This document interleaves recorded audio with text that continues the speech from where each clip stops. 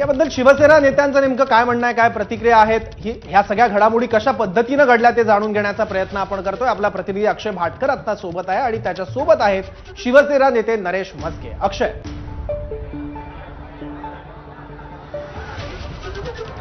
माझ्याबरोबर शिवसेनेचे मुख्य संघटक आहेत। सर, म्हस्के सर, काय सांगाल? यवतमाळ वाशिम मध्ये उमेदवार बदलला गेलेला आहे आणि राजश्री पाटील यांना उमेदवारी दिली गेलेली आहे।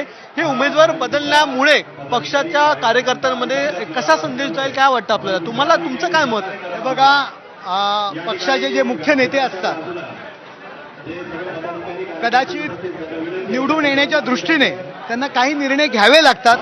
ते निर्णय घेतलेले आहेत, परंतु कुणावरही अन्याय होणार नाही याची काळजी घेतलेली आहे। दुसरीकडे हिंगोलीमध्ये देखील जाहीर केलेला उमेदवार जो आहे तो आता बदलला गेलेला आहे। काल शक्ती प्रदर्शन देखील झालं होतं। हे बघा, उमेदवार जेव्हा इच्छुक असतात तेव्हा काही गोष्टी होत असतात, परंतु मुख्य नेते कुणावरही अन्याय होणार नाही याची काळजी ते घेणार आहेत।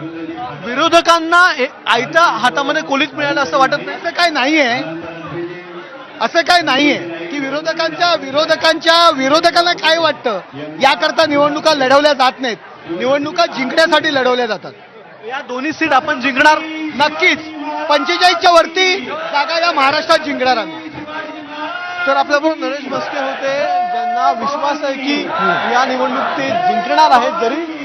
जरी जागा बदलण्यात आलेली असली, उमेदवार बदलण्यात आले असतात तर देखील ते ही जी निवडणूक जिंकणार। पण पक्षामध्ये कोणताही वाईट संदेश गेलेला नाहीये आणि काही गोष्टी या मॅनेज कराव्या लागतात असं त्यांचं मत आहे। सौरभ, अक्षय, धन्यवाद या सगळ्या माहितीबद्दल आणि वैभव, तुझेही आभार सगळे अपडेट्स आमच्यापर्यंत पोहोचवलेस त्यासाठी।